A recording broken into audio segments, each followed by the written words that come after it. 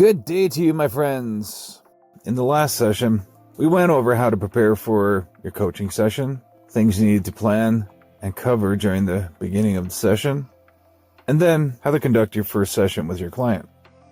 We'll be completing how to do a coaching session with your client and to address any concerns or questions they may have. So let's begin. After the introduction, you want to go into the core teaching of the session. So always make sure that you present the main content clearly and concisely. Always use simple language and avoid jargon. Jargon is simply common terminology that people use in the industry. For example, in advertising, people use words like ad creatives when they're talking about images. So instead of using those terms like ad creatives, just say images, because do not assume that your client knows all the common terminologies in your industry. That's one of the biggest mistakes that a lot of people make. You need to make sure that you're using simple language so that your client understands everything that you're saying.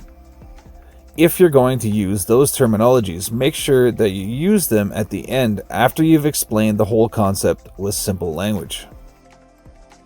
Another thing you want to do is to use examples and analogies or stories to illustrate key points and make the content more relatable. Another thing you can do is periodically check for understanding by asking questions and encouraging the client to summarize. Once you've explained something, you can ask them questions to make sure that they're understanding what you're explaining. You also want to have some interactive practices during the coaching session. Make sure you engage the client with practical exercises and activities and allow them to apply what they've learned. You can provide feedback and support, and you can correct any mistakes and reinforce correct approaches to what you're teaching. Encourage the client to ask questions and share their thoughts during the practice.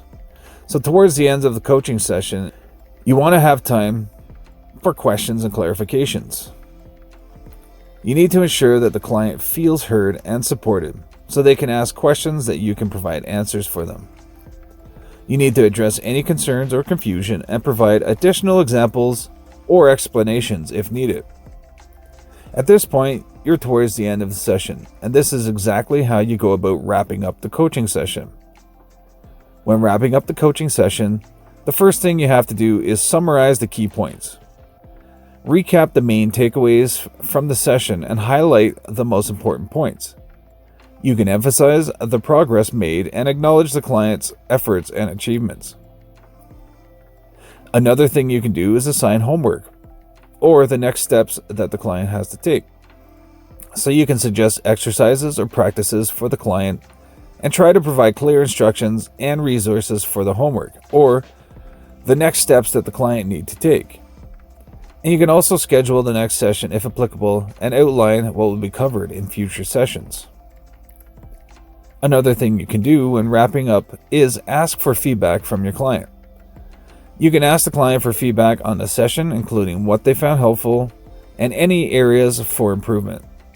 Use the feedback to refine and improve your future coaching sessions. At this point, you're done with the coaching session. So here are some things that you can do after the coaching session is over. The first thing you'll need to do is reflect on the session. Take some time to reflect on what went well and identify any areas that you need to improve on. Make notes on any adjustments that you need to make for future sessions to enhance the client's learning experience. And finally, you need to follow up with the client. You can send a summary of the key points discussed during the session, and you can include any resources or materials that you promised the client. Also, check in with the client a few days after the session is over to see how they are progressing and if they have any additional questions or need further support. Okay, so here's the most important part of this video.